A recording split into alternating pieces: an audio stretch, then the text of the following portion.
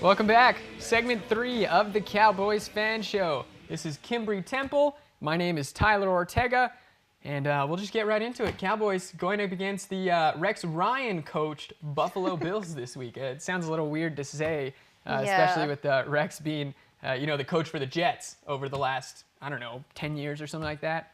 Yeah, he was there for quite some time. And I think, his personality really suited the New York media and everything. But enough about Rex Ryan. Let's talk about his football team, the Buffalo Bills. Cowboys will be playing them on Sunday. It'll be an 11 o'clock kickoff here in Albuquerque. Buffalo comes into this one 6-8. They are 3-2 in the AFC East. And here's their division. Patriots, of course, already clinched playoff spot. 12-2. The Jets 9-5 coming off that win against the Cowboys. Bills lost last week to Washington. They're sitting there at 6-8, and the Dolphins down at 5-9. And we were just talking about this, Kimbry. It's got to be pretty awful to be in that AFC East there, as the Patriots, they've won the division 13 out of the last 15 years. Yeah, that would not be the division if I was a team that I would ever want to be associated with, especially with the Patriots right there on top every single year. Every single year. But the good thing about these Buffalo Bills is they have a really good wide receiver. His name is Sammy Watkins. It's his second year in the league. He's a huge up-and-coming wide receiver here. Look for him to be, I'd say top 5 here within the next 3 years.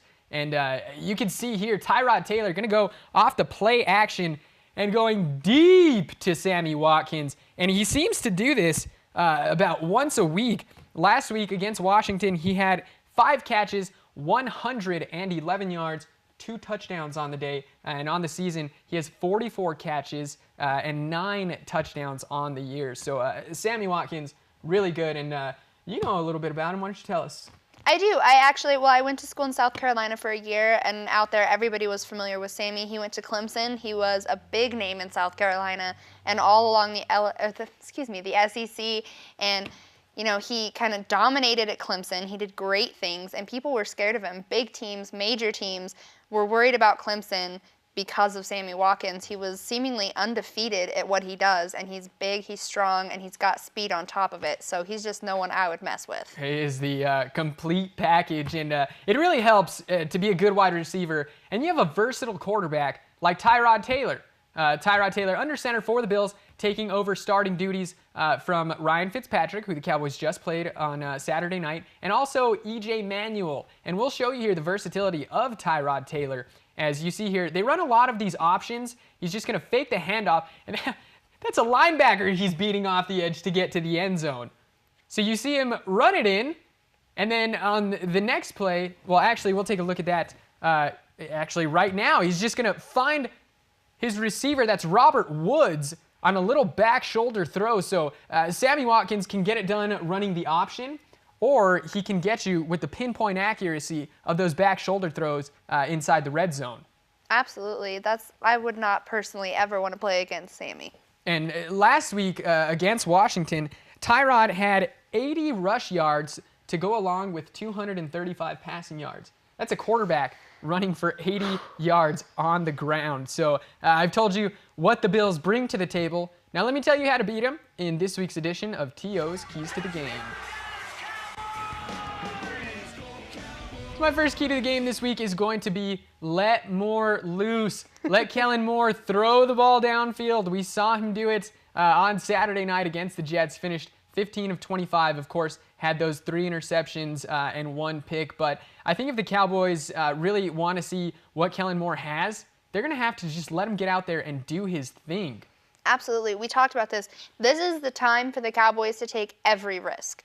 Any risk, anything that comes up, just do it and just see how it goes, because they have nothing to lose, and it's the Buffalo Bills. Granted, it may be a close game, it might be an interesting matchup, but you give Kellen that kind of space to do what he's going to do, you see what he's capable of.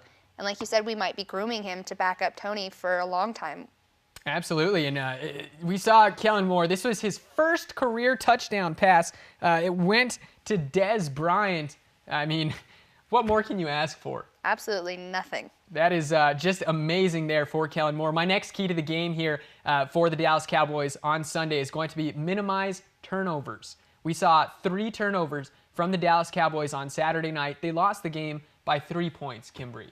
It was just that close. And a lot of the interceptions that we saw, I mean, they were just ridiculous throws like that. I mean, even going back to the first pick from Castle, where he seemingly gave Darrelle Revis an early Christmas present there. The Cowboys, 4 turnovers that game. They easily could have beaten those New York Jets had they not turned the football over. I agree. I completely agree. That's reasonable.